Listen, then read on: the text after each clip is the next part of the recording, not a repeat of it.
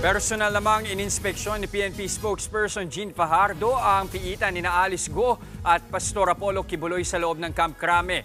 Para sa update live mula sa Quezon City, nasa frontline ng balitang yan si Hannibal Talete. Hani, kumusta na sina Pastor Kibuloy at Alice Go at kamusta yung naging inspection kanina ni Colonel Fajardo?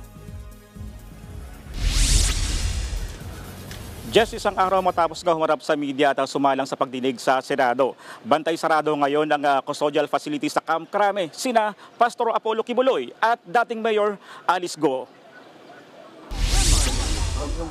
Pareho ngayon nakakulong sa PNP custodial facility sa loob ng Camp Crame, sina Kingdom of Jesus Christ founder Pastor Apollo Kibuloy at dating Bamban Tarlac Mayor Alice Go.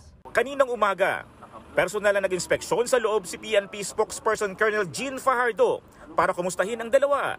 Sa labas pa lang, mahigpit na ang seguridad at bawal papasukin ang media.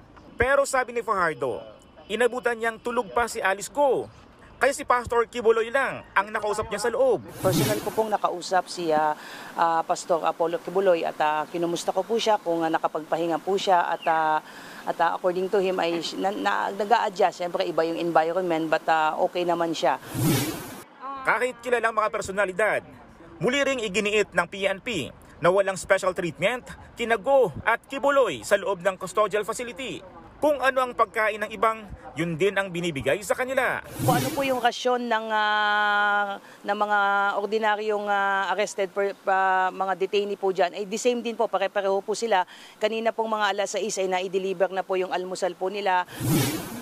Bukod kay Kibuloy at Alice Go, sa custodial facility rin, nakapiit ang 4 na akusadong naaresto sa Davao kasabay ng pastor. Hiwa-hiwalay ang mga selda nila.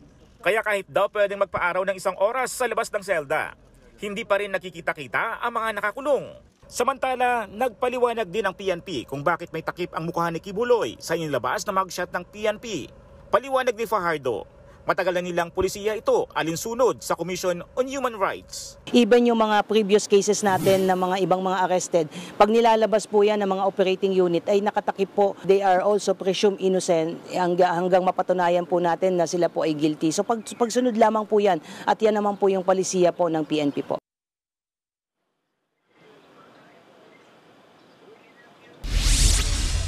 Just ngayong araw din ay nakaschedule na magpulong ang DOJ at PNP sa kaugnay sa arraignment sa Biyernes ni Pastor Apollo Kibuloy.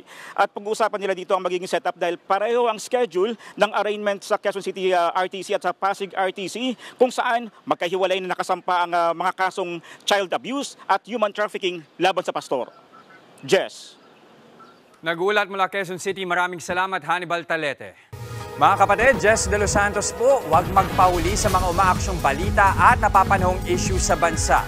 Para sa mas malawak na balitaan, mag-subscribe at mag-follow sa social media pages ng News 5.